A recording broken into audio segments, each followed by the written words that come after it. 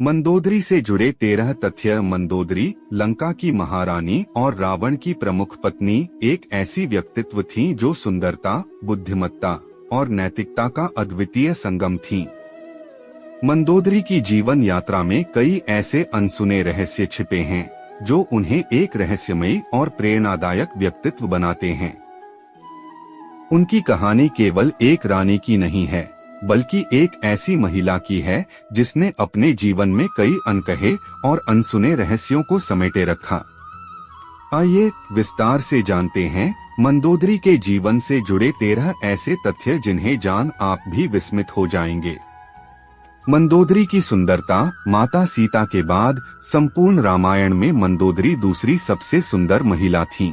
जब माता सीता की खोज करते हुए हनुमान जी लंका पहुँचे थे तो उन्होंने रावण के महल का कोना कोना छान मारा, किंतु कहीं भी उन्हें सीता जी के दर्शन नहीं हुए।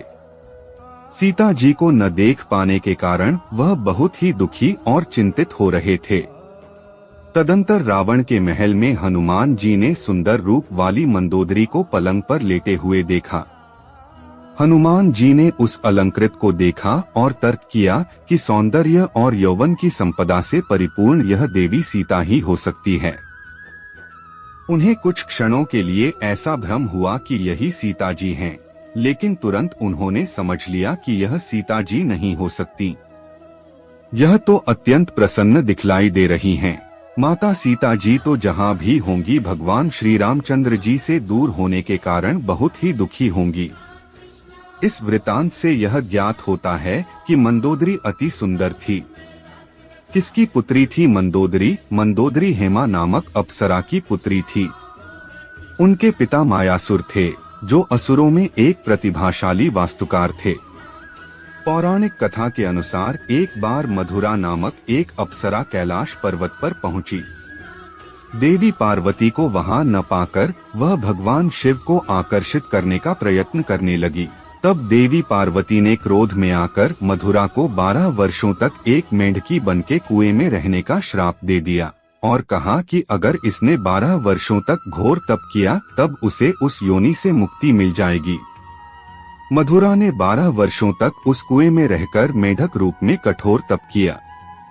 उधर असुरों के राजा मायासुर और उनकी पत्नी हेमा के 2 पुत्र थे, लेकिन वे एक बेटी चाहते थे, इसलिए उन्होंने बेटी की प्राप्ति के लिए घोर तप किया। जब वे दोनों कैलाश पर्वत पर तपस्या कर रहे थे, तब इस बीच मधुरा की 12 साल की कठोर तपस्या भी समाप्त होने वाली थी। जैसे ही मधुरा की तपस्या पूर्ण हुई, वह अपने मूल स्वरूप में आ गई और सहायता के लिए चिल्लाने लगी। मायासुर और हेमा ने मधुरा की पुकार सुनी और तुरंत उसे कुएं से बाहर निकाल लिया। उसे देखकर दोनों के मन में स्वतः ही वात्सल्य जाग उठा और दोनों ने उसे अपनी पुत्री के रूप में स्वीकार किया और उसकी छरहरी काया के कारण उन्होंने उसका नाम मंदोदरी रखा।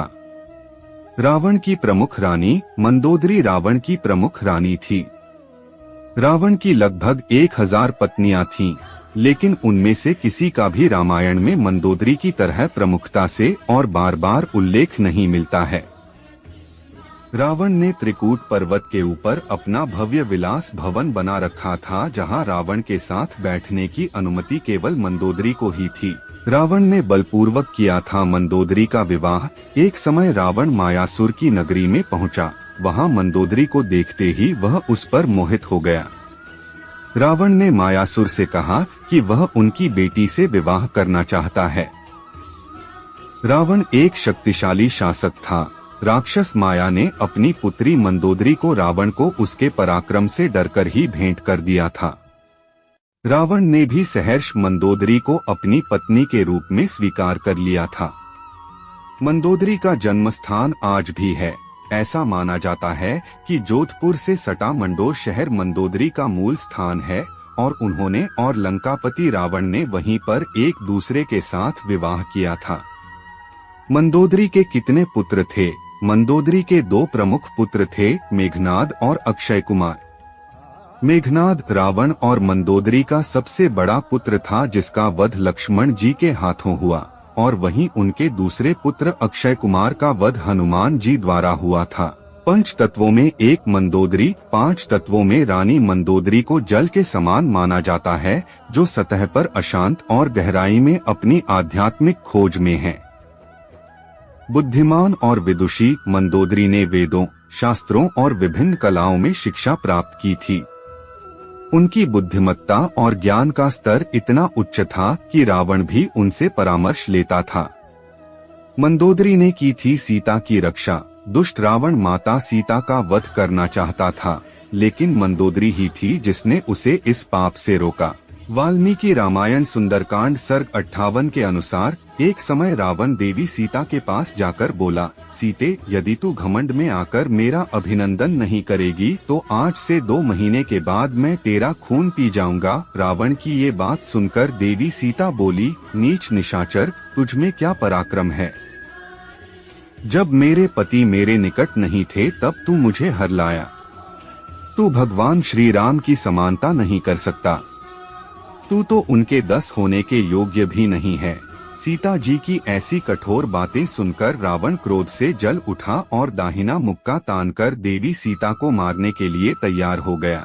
यह देख मंदोदरी ने रावण को ऐसा करने से रोका और साथ ही रावण से कहा, राक्षसराज, सीता से तुम्हें क्या काम है? आज मेरे साथ रमण करो, सीता मुझसे अधिक सुंदर नहीं है। तदनंतर वह रावण को महल में ले गई और इस प्रकार मंदोदरी ने सीता जी के प्राणों की रक्षा की। मंदोदरी ने रावण को श्री राम से क्षमा मांगने और संधि करने को बोला था।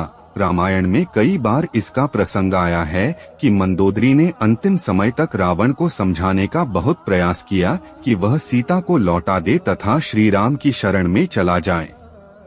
मंदोदरी भगवान विष्णु के बल से अच्छी तरह परिचित थी और वह श्री राम को दिव्य और धर्मपरायण मानती थी। मंदोदरी ने लंका के विनाश से पहले रावण को श्री राम से संधि करने का सुझाव दिया था, जिसे रावण ने अस्वीकार कर दिया। उन्होंने केवल रावण को ही नहीं, अपितु अपने पुत्र मेघनाद को भी समझाने का बहुत प्रयास किया, लेकिन विफल रही। पुत्र और भाई का वध हो जाने पर भी रावण ने राजरानी मंदोदरी की बात न मानी और कुल का सर्वनाश करा दिया। मंदोदरी की 5 कन्याओं में होती है गणना। मंदोदरी की गणना प्राय स्मरणीय 5 कन्याओं में की जाती है। पंचकन्या वे 5 कन्याएं हैं जिनका हिंदू धर्म ग्रंथों में विशिष्ट स्थान है। पुराणों के अनुसार ये 5 कन्याएं विवाहित होते हुए भी पूजा के योग्य मानी गई हैं। इन 5 कन्याओं के नाम इस प्रकार हैं, अहिल्या, द्रौपदी, कुंती, तारा और मंदोदरी। रावण की मृत्यु के बाद क्या हुआ मंदोदरी का? रावण की मृत्यु के पश्चात उसके कुल से केवल विभीषण और कुल की कुछ महिलाएं ही जीवित बची थीं।